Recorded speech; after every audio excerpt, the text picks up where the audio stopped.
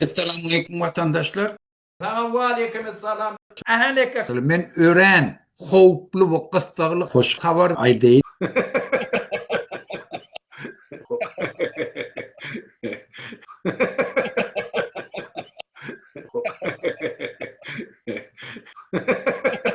Yine yani çevşiniz mi, çavuşunuz var ya. 92. yılı yüzüne Praga'da restoranına yüzde olayım, 50 olayım Türkmen var da.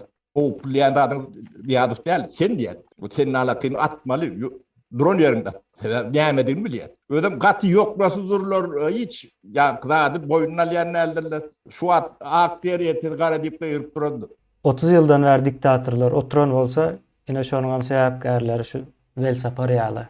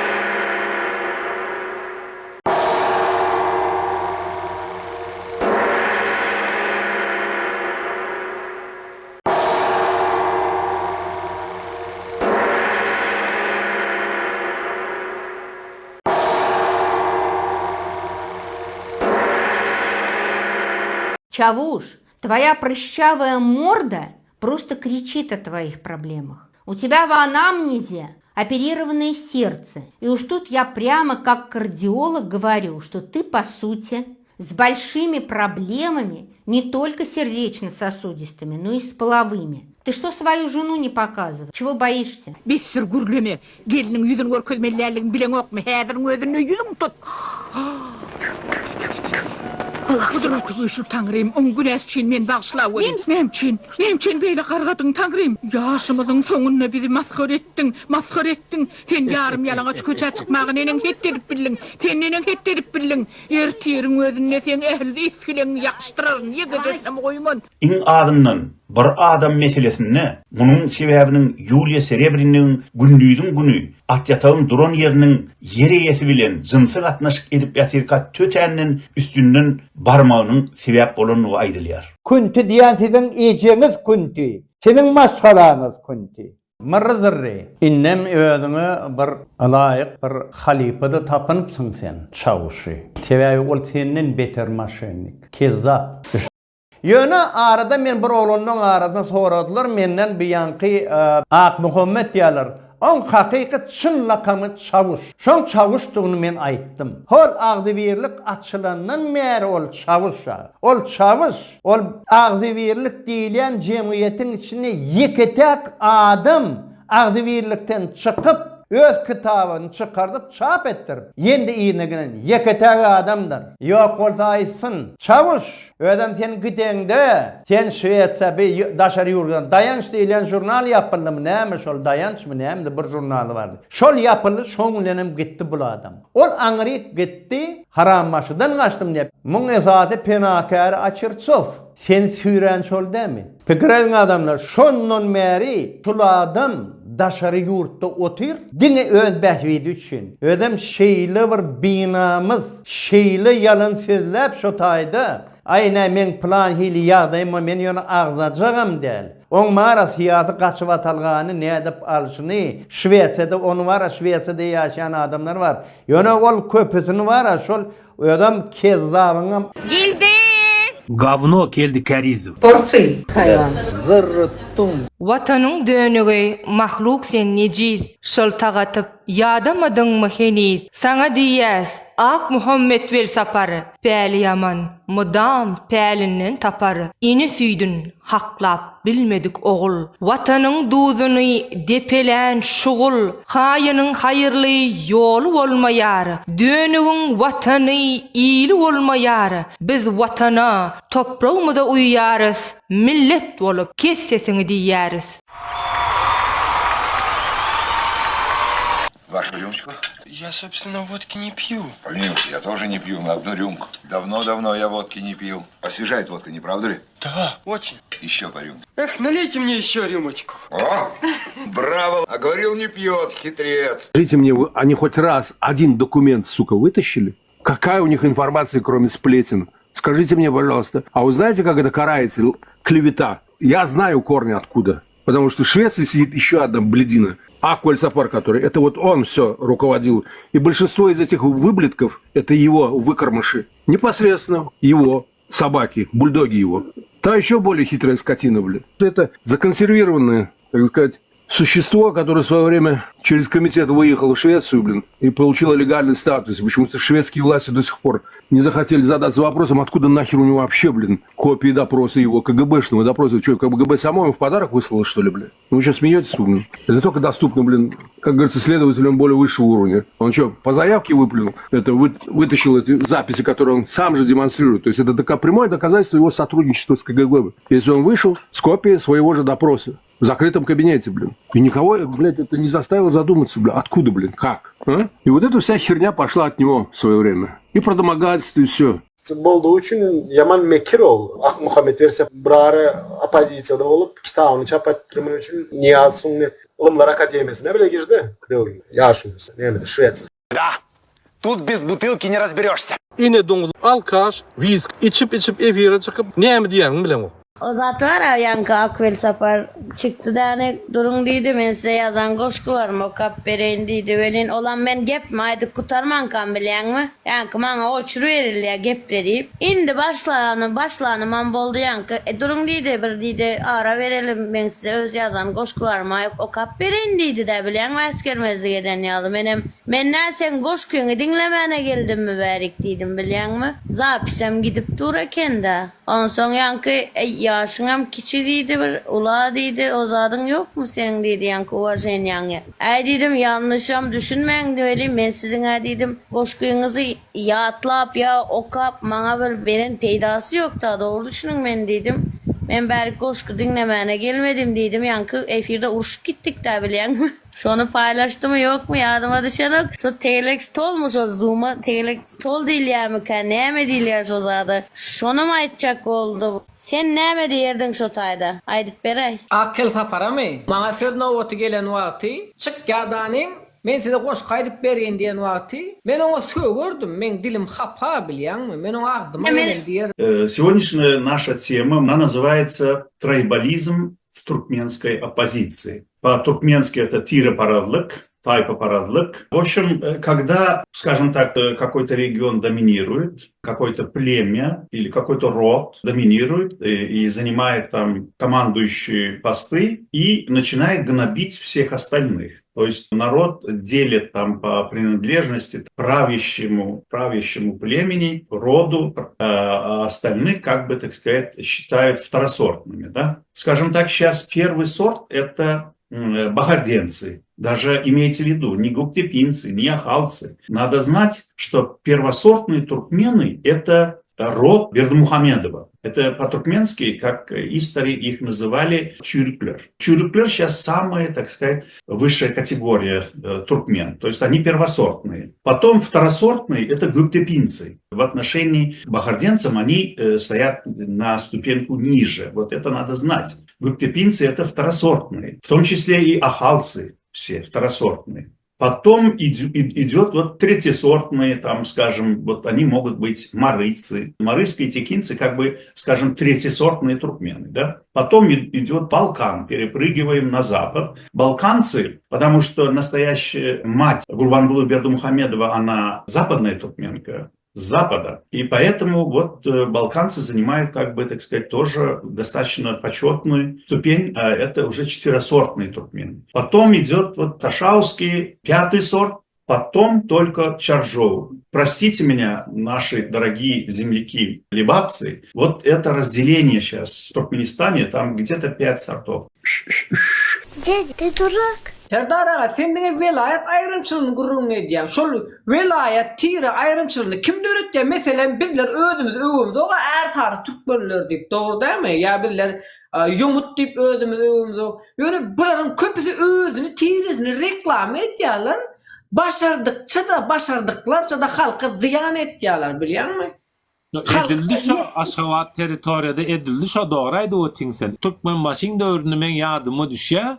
Näme diye velayet merkezlerde idaralaryň başlyklary yerli halk bolmaly, emma welin orunbasary Aşgabatdan bolmaly. Ahalizasiýa diýen düşünje başlady, ahylly yerleşdirmelenmeli. Bu geldi ahalizasiýadan geçdi, tekelizasiýa diýip geçdi. Sen goýgor ýany Akkel saparyň, Akkel sapar we Akkel saparyň var. Meselem şol adam hamana bir kitap yazıpmış. Näme bilemek näçinji ýyl mundan özüne sorasaň şwed diline yazdım, türkmen diline ýok diýe çap goýar ana. Ýöne şol kitabynyň manysy ady nämeden başlaýar? 4 velayet ahal teke astynda. Näme diýe? Türkmenistan 4 velayet ahal teke astynda diýe bir hili şoňa alaqly kitap ýazypdyr. Ýagny tekeler bularyň hemmesine hojaýyn bolmaly, bularyň hemmesini sömürmeli, bularyň hemmesini gul edip saklamaly. Ýagny tekeler firavun boljaklar, beýle kim milletler hem Yahudi alaq bularyň çekip gören etjekler. Düşündiňmi Musa aleyhissalam döwrüne kýala. Ende bugünkü gün näzir bu tema nereden çykdy? Akvel sapara soraň. Howa yazdım ýöne entek türkmen diline öwremek. Sen türkmen bolup näme üçin şwed diline ýazýan ony? Ilk türkmençe ýazansyňa gol ýazmaň badyr. Paýlaşda millet bilen düşünjeň. Paýlaşmy. Hökümet şeýle internetde birat oýlap tapdyr, proýekt edipdir. Adamlary öldürjekmiş, gyrgynçylyga berjekmiş. Bundan habaryň barmy? Howa habarym bar. Näme üçin aýdamak? Aýtmak bolanak entek wagty gelenak diýe. Näme üçin entek wagty gelenak? Bular näme wagtyna garaş? Bu dünkü teröristin imijini ütüdip, onu beýdip ýa-ni teröristin bir demokrat, bir halkyň aladetini diýen bir lider ýasamak ugrundaky bu hereketler kimler üçin netlenen? Ha bulan bu alp etýäde ýola goýan bu kampaniýasy kimler üçin netlenen? Bu kampaniýa naşular ýaly beýnesizler üçin netlenen. Ene onam diňläň. Şimdi bu olurçluğun nähili öňden barşyny ýutumun beren gurulmadan sen anta bolýar da şonuň lideri Al-Julani gaty bir akıllı paykaslı adam bolup çykdy. Yüzünü urany, ören paykaslı walalayla hiç kime söýüp oturanok, ya gıýgyr oturanok, İsrail bombalak gidýän şu İsrail'in hem adım tutup şoňa bir ýakmazat diýenok, gaty sabırly, takatly oglany meňde. Özüm ýaşaýan, geljegi gaty o perspektiwa uly.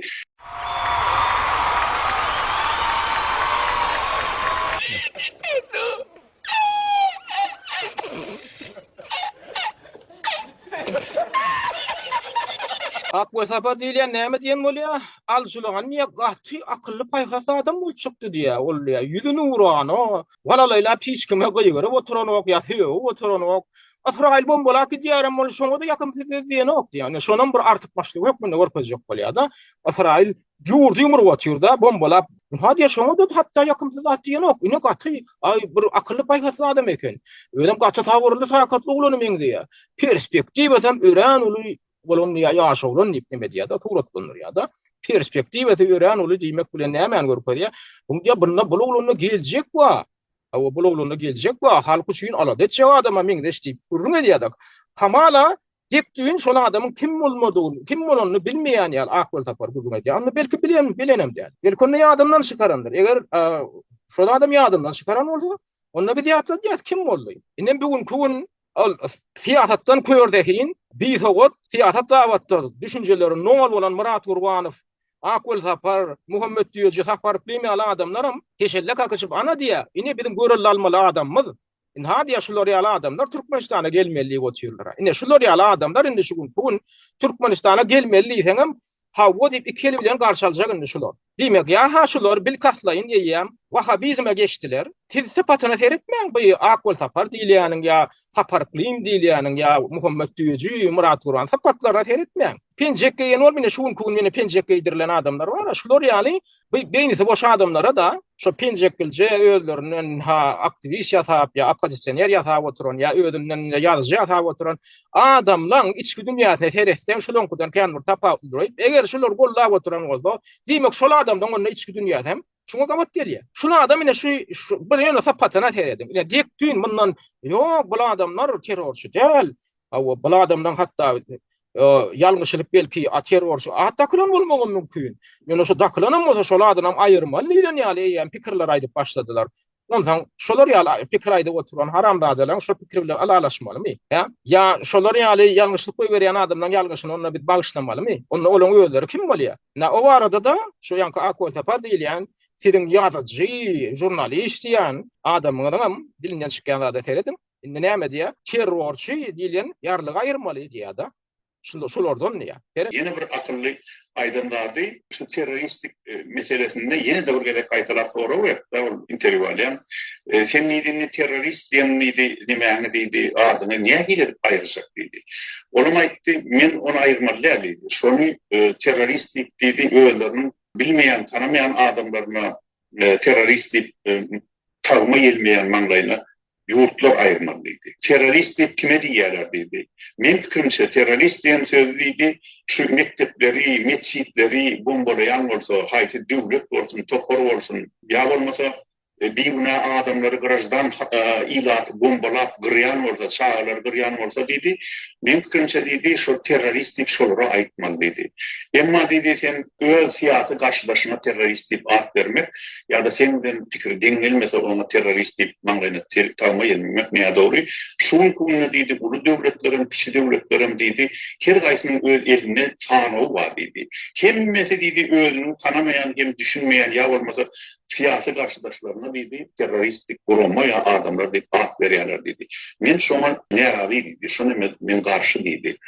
Şu terörist diýen termini gaýtadan garap, ulu döwletlerin, kiçi döwletler umman dünýä arenasynda şoňa deydi, çägese deydi bir kesintleme bermeli deydi.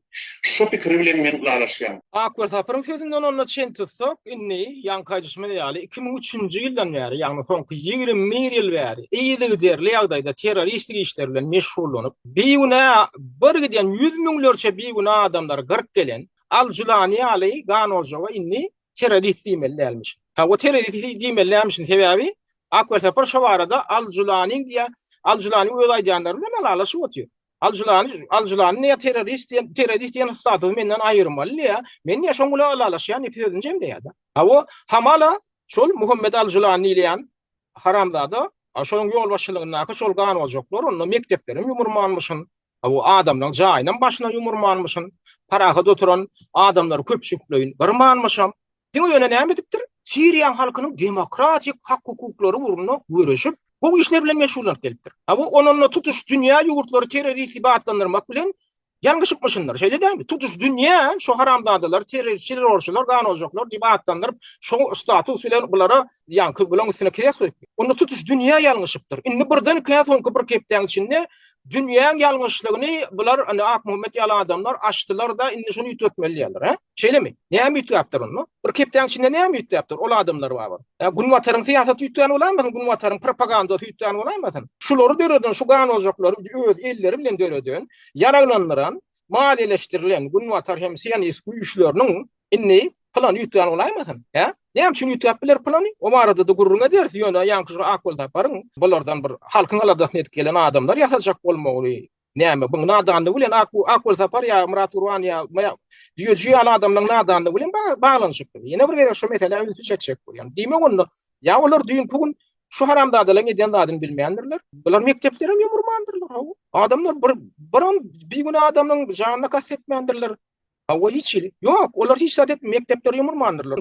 Şu taýda çyragyň fütünü nur. Ýolda köşe çyragynyň fütünü. Kelleti kesilen ýagdaýda kelletiniň üstüne şu ýaly goýulanlar. Aýagyndan aşagyna dank goýup şeýdi böldürdiler. Ana şeýdi böldürdiler. Şu gün sizin ene Kahramanınız Akwel Sapar ne Muhammed Abu Al-Julani'nin yol başçılığına edilen vaatlar şular. Şoň edip gelen vaatlar soňky 23 ýyl 21 ýyl ýary. Şu men senin kahramanın. Kahraman, yüzün urana adam. Soňky Muhammed Düýeci bilen Murat Gurbanow hem Akwel Saparyň olan üçlüğün toporuna da soňky şol adamlar köp gelip başlady. Bilýän senin näme bir adamçy pikirlenmeň ölçüni ýmit. Şoň üçin men düýün teröristden bular kahramanyat habat. Meselen men Murat Gurbanow goldayan. Men Murat Gurbanowyň ýyzynda. Okey, men Murat Gurbanowyň öwrendim. Diriliş kim adamlar? Diriliş. Kerim. Kazol nişaslı. Böyle bir erkek var mı dünyada?